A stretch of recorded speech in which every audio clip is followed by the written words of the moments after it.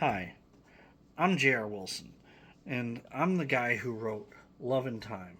And this book, which you can purchase on Amazon, again, Love and Time, look for the hourglass, and which, by the way, I did the art. I, aside from writing the book, drew all the pictures in the book. Um, I know some people really enjoyed them. And the thing about, as far as the book goes, it's all about going back in time 2,000 years ago.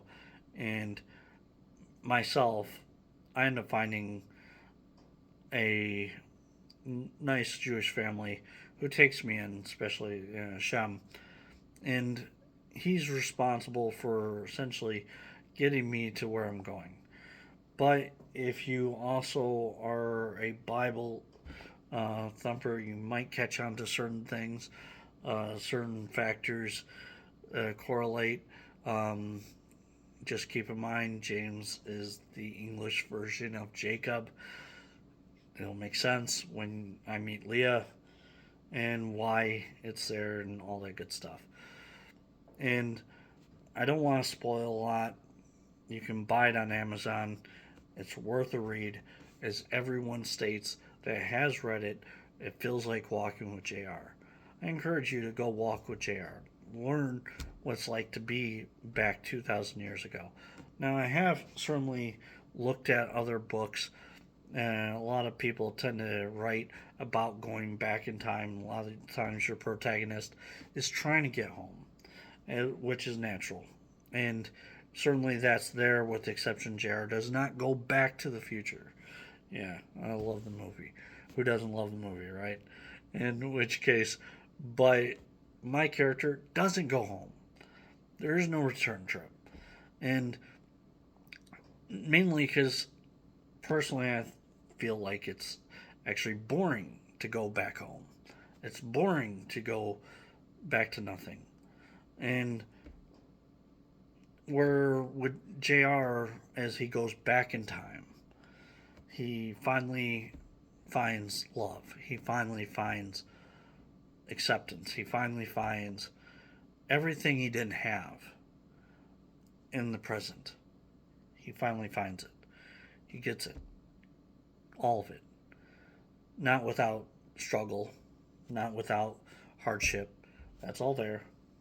And the interesting part is he meets Christ, and which a lot of people, I have a feeling, they're not going to expect what he ends up finding.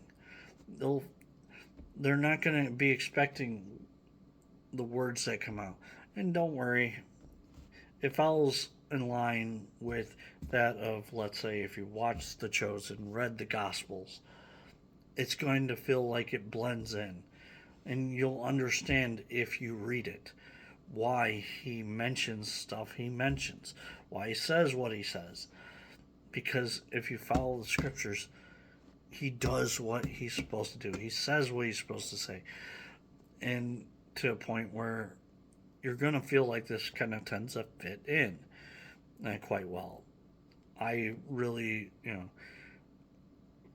but I didn't necessarily write it necessarily just for Christians. I know people who want to read it just mainly because of the historical part of the book. It's very historically minded, and I don't, I don't make any excuses for that. I love history. I love, the Roman period. I love the biblical period, and yeah, there's going to be people who debate and whatnot. And I don't care, and that's the reality. I just don't care what others think.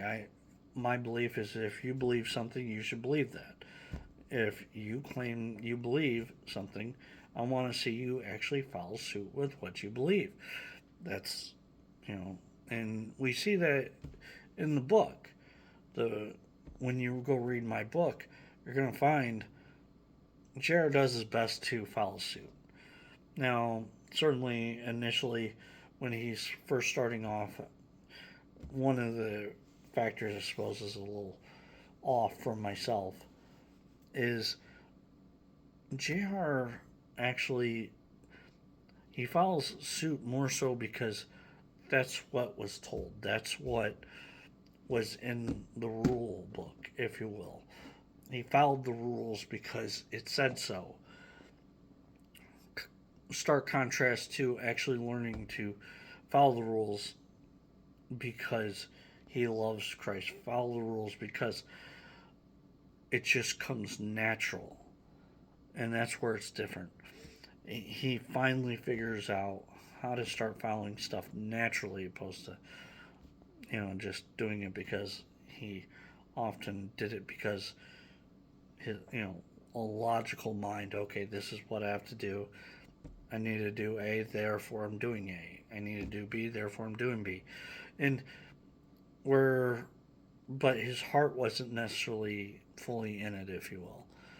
It's not until after he goes back he finally, manages.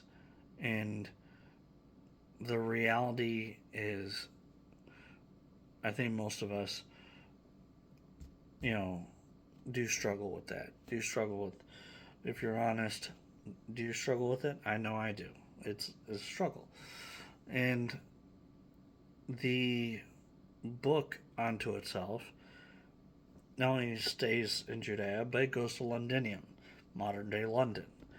Matter of fact, they opened up Londinium to people to go actually see. And what's actually really cool is if you actually go read my book, you're probably going to notice certain key points within Londinium. And I'm not sure necessarily all points are open, but it's, it kind of gives you an idea as far as if you could go there, if you do end up going to London and you go to sightsee to see Londinium, it'd be interesting to actually certainly read the book and then, or if you're going to go to Israel, get the book, see what's like in Galilee, try to see if you can spot, if you will, the area. Which one of the things I did not mention that was in the book, but or not so much in the book, anyways, was technically, which it all comes from a dream. As far as from the point I go to sleep to the point I meet Christ, that's all a dream. And the area I dreamt that all this happened was, I saw an area where basically, if you will, a hillside cliff essentially blocked the view of where I was staying. So not necessarily anyone would necessarily see me, which actually helped a lot. And it's one of the key things as far as why the book works the way it does. It's based off a dream. So it doesn't necessarily have a traditional flow, doesn't have traditional structure to it. I'll say that. But it's not to say that it makes it bad. If you like what you heard today, I encourage you, check out my book, Love and Time, on Amazon.